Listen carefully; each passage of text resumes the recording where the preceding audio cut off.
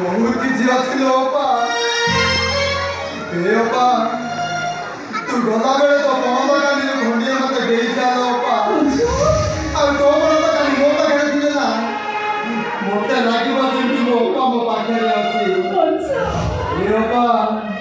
तू मते गुण मुक्त काली बात आई ससा ने बिचो मुक्ति कर दो ना ओपा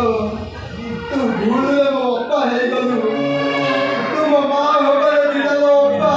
मां हो गए